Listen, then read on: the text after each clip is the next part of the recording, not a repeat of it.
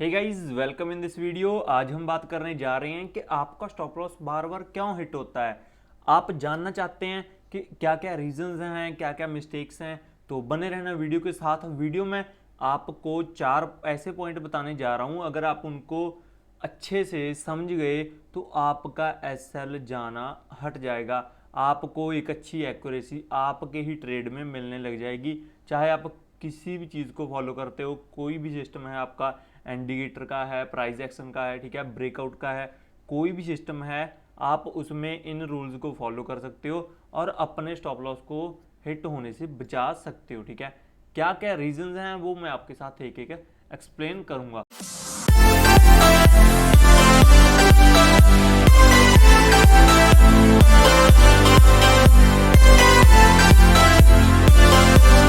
सबसे पहले हम समझते हैं कि स्टॉप लॉस बना किसके लिए है। ठीक है जी, why you put the stop loss. आप स्टॉप लॉस पुट ही क्यों करते हैं, इसका रीजन क्या होता है। रीजन ये होता है कि आपको कोई बड़ा लॉस ना हो पाए, आपका जो मनी है वो सेव रहे। जितना आप कैपेसिटी के साथ लॉस लेना चाहते हो उतना ही आपका लॉस हो, जितनी आपकी पॉकेट अलाउ करती है। ऐसे नहीं है कि अगर आपके अकाउंट में 1 लाख रुपए पड़ा है तो आपका 1 लाख रुपया ही लॉस हो जाएगा। आपने स्टॉप लॉस ही 500 रुपये का पुट किया है तो आपको एक भी रुपया 500 से ज़्यादा नहीं जा सकता। सबसे जो चीज़ होती है कि हमने ये चीज़ को समझना है कि स्टॉप लॉस हम पुट ही क्यों करते हैं। ठीक है, अब बात आती है कि हमें पता चल गया कि गाड़ी ये है, अब गाड़ी ये है, इसका ये नाम है, अब इसको चलाना कैसे वो चीज़ हम समझते हैं कि ठीक है गाड़ी क्या है, हमारी स्टॉप लॉस है।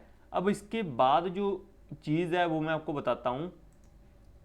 गाइज, इस गाड़ी को चलाने के लिए हमें एक राइट एंट्री करनी होती है। ठीक है, जो हमारा फर्स्ट पॉइंट होता है। अगर आपकी एंट्री ही राइट टाइम पे नहीं होगी तो आपका राइट एसएल कैसे होगा। आप सोच रहे हैं कि मैंने यहाँ पे 500 रुपये का रिस्क लेना है, वो ऑलरेडी ऊपर जा चुका है आपका स्टॉक और आपने एंटर कर लिया और 500 रुपये का ही रिस्क वहाँ पे रख दिया जहाँ पे आपका 700 रुपये का रिस्क बन रहा था, तो आपका स्टॉप लॉस तो हिट होना ही है।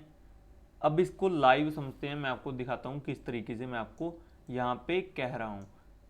मान के चलते हैं गाइज, ये देखिए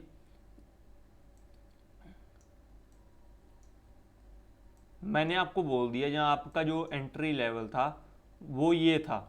ठीक है, एक मिनट, यहाँ पे देखिए गाइज, ये आपका एंट्री लेवल था और मैंने आपको बोल दिया कि भाई साहब यहाँ पे आपका स्टॉप लॉस रहेगा। अब आपने क्या किया, एंट्री यहाँ पे करनी थी, बट क्या हुआ, आपने एंट्री, ये प्राइस निकल गया, प्राइस निकलने के बाद आपने सीधा एंट्री यहाँ पे कर ली। पहले हमने कहाँ पे करनी थी, 80 के लेवल के ऊपर आपकी एंट्री थी। अब क्या है, आप 26 रुपये और ऊपर कर रहे हो और आपको बोला गया था पहले कि 15 रुपये का स्टॉप लॉस लगाना है और आपने क्या किया, पहले तो वो 26 रुपये ऊपर चला गया। अब इसमें कहोगे आप कि मैं 15 रुपये का ही स्टॉप लॉस लगाऊंगा अभी भी। ठीक है, तो बात ये है ब्रदर, यहाँ पे आपका स्टॉप लॉस ही हिट होगा। समझ रहे हो बात को, वो कैसे वो मैं आपको बता देता हूँ। यहाँ पे देखिए, अगर आप 16 रुपये का स्टॉप लॉस लगाते तो यहाँ पे देखिए ये स्टॉप लॉस हिट हो गया कि नहीं। और यहाँ पे क्या था गाइज, यहाँ पे आप अगर एंटर कर जाते और आपका वो टारगेट था, यहाँ तक आपका टारगेट था ना, 2820 का आपका टारगेट हो सकता था, बट आपकी एंट्री नहीं थी। आपकी एंट्री गलत होने की वजह से आपका एसएल चला गया। ये सबसे बड़ी मिस्टेक लोग करते हैं कि राइट टाइम पे एंट्री नहीं करते। अब आगे हम समझते हैं जो सेकंड पॉइंट है, इसको आपने राइट डाउन कर लेना है कि आपने जब भी एंट्री लेनी है वो एक राइट टाइम पे लेनी है, जहाँ पे आपने सोचा है कि इस लेवल को ब्रेक करने पे या यहाँ पे फुल कन्फर्मेशन के साथ आप वहीं पे एंट्री लें। अगर वो प्राइस निकल चुका है तो आप उसको डिले कर सकते हैं, आप उसको ट्रेड करना छोड़ दे सकते हैं, क्योंकि आपका एसएल नहीं जाएगा तो आपका पैसा तो बचा है। अगर आप ट्रेड ले रहे हो, आपका पैसा जा रहा है, एसएल जा रहा है, तो आप ऐसा हो जाएगा कि ट्रेड लेने के लिए नहीं रहोगे। गाइज, आगे का जो मेन रीज़न होता है स्टॉप लॉस हिट होने का वो होता है स्मॉल स्टॉप लॉस। आप क्या करते हो, आप बहुत ही छोटा स्टॉप लॉस रख देते हो जिसकी वजह से फ्लक्चुएशन की वजह से वो हिट होकर दोबारा से ऊपर चला जाता है। आप सोचते हो भाई जब मैं एंटर करता हूँ तभी मार्केट पलट जाता है। आप उसको भाई ये तो देखो ना कि उसको घूमने के लिए कितनी जगह दे रहे हो। आप एक कमरे में खड़े हो तो उसके उसमें घूमोगे, खड़ोगे या पड़ोगे वो आपको पता है ना। अगर आपने खेलना है तो आपको एक मैदान में जाना पड़ेगा, ना कि कमरे में खेलोगे, ठीक है ना। इसी तरीके से ये एक मार्केट है, मार्केट में क्या कर सकते हो, मार्केट को भी थोड़ा सा टाइम भी देना पड़ता है, ठीक है। थोड़ी सी उसको जगह दो, उसको एक एरिया दो घूमने फिरने का, जिसकी वजह से वो ऊपर नीचे होकर आगे जाएगा। ऐसे तो है नहीं कि वो बुर्ज खलीफा के जैसे वो सीधा ऊपर रहे या सीधा ऊपर चला जाए। उसको भाई थोड़ा ऊपर जाएगा, फिर थोड़ा नीचे आएगा, फिर ऊपर जाएगा, फिर थोड़ा नीचे आएगा। इस तरीके से मार्केट चलती है। तो आपने जो स्मॉल एस एल है, ठीक है, इसको कम करना होगा। ऐसे नहीं है गाइज कि स्मॉल एस एल ही मेन होता है, बात ये होती है कि राइट एस एल भी हमको फाइंड करना होता है। अगर आपने राइट एस एल ही नहीं ढूंढा, ठीक है ना, तो आपका चाहे वो स्मॉल है चाहे वो लॉन्ग है, तब भी उन्हें हिट हो ही जाना है। चाहे आप बड़ा स्टॉप लॉस रख दो, अगर आपका स्टॉप लॉस ही गलत है, ठीक है ना, आपका वो स्टॉप लॉस बन ही नहीं रहा, आपने वो स्टॉप लॉस रख दिया, चाहे 5 रुपए का स्टॉप लॉस को आप 10 रुपए कर दो, फिर भी उसने हिट हो जाना है। आपका जो पहला है कि आपने एक राइट एसएल ढूंढना है। फर्स्ट जो चीज़ है वो है राइट एंट्री, और सेकंड जो चीज़ है राइट एसएल। एंट्री लेने से पहले आपको एसएल पता होना चाहिए, तभी आप एंट्री करना कि हाँ मैं 500 रुपये का रिस्क के साथ कैपेबल हूँ। तो आप इसको 500 रुपये के रिस्क से कितनी क्वांटिटी आपको यहाँ पे बन रही है, कितने रुपए का स्टॉप लॉस बन रहा है, ठीक है, ये एक एक चीज़ आपके माइंड में होनी चाहिए। गाइज जैसे मैंने आपको बोला कि स्मॉल स्टॉप लॉस, अब देखिए आप ऑप्शन ट्रेडिंग करते हो, ऑप्शन ट्रेडिंग में मान के चलते हैं कि आपकी कोई भी ऑप्शन है जिसका प्राइस 400-500 रुपये चल रहा है, ठीक है, तो आपने क्या किया, 400-500 रुपये की ऑप्शन को बाय तो कर लिया, उसका स्टॉप लॉस डाल दिया 15 रुपये, 20 रुपये का पॉइंट। ये गाइज वहाँ पे 1-2 मिनट में ही हिट हो जाएगा, समझ रहे हो बात। तो आपको एक राइट एसएल भी ढूंढना पड़ेगा। तो इतना छोटा भी स्टॉप लॉस ना हो कि आपका स्टॉप लॉस हिट होने के बाद वो ऊपर चला जाए। अब आपको एक देखिए, बहुत लोग जो होते हैं वो एक परसेंटेज के वाइज से चलते हैं, बट मैं ज़्यादातर प्राइस एक्शन के ऊपर चलता हूँ, क्योंकि मैं 1000 वाले पे स्टॉप के ऊपर 2 रुपये के स्टॉप लॉस के साथ भी हम ट्रेड कर लेते हैं, क्योंकि हम एक राइट एसएल और राइट एंट्री लेनी होती है। तो अगर आप ये चीज़, बात ये है कि आपको एक्सपीरियंस के साथ सीखने को मिलेगा, एक्सपीरियंस के बाद आप एक छोटा स्टॉप लॉस भी लगा सकते हो, ठीक है।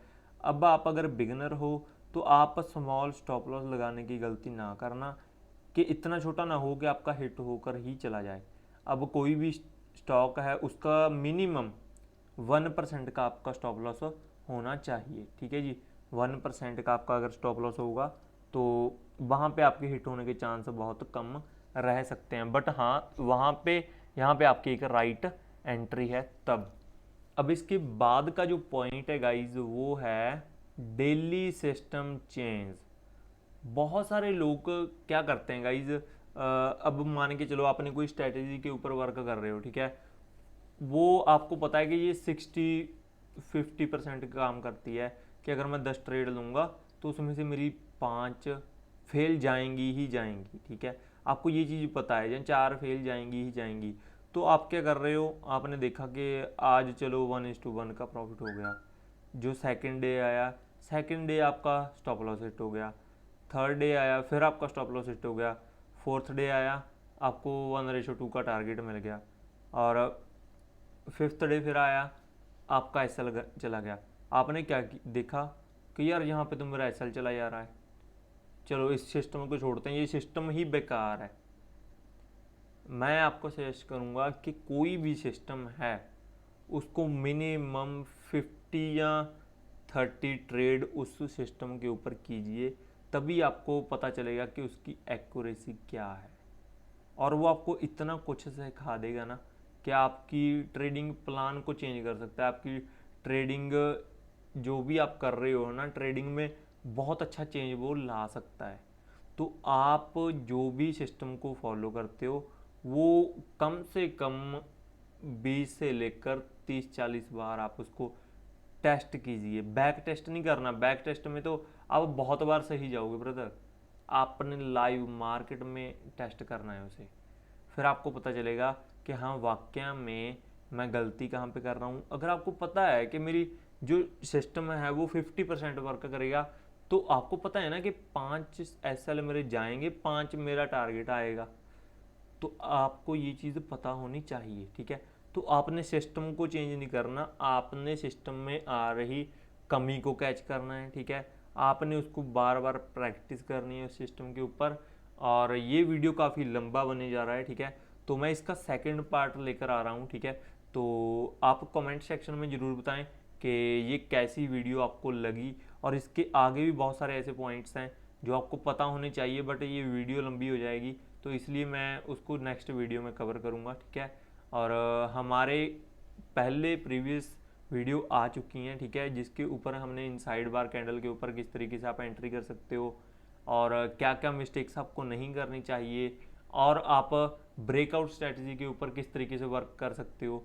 बहुत तरह अच्छा वो मेरे हिसाब से वीडियो है। अगर आप एक बिगिनर हैं तो आपको वो वीडियो ज़रूर देखना चाहिए, जो लास्ट वीडियो ही है। और थैंक यू गाइज़, अगर आपको ये वीडियो अच्छी लगी है तो सब्सक्राइब और लाइक ज़रूर करना। Bye bye guys, thank you.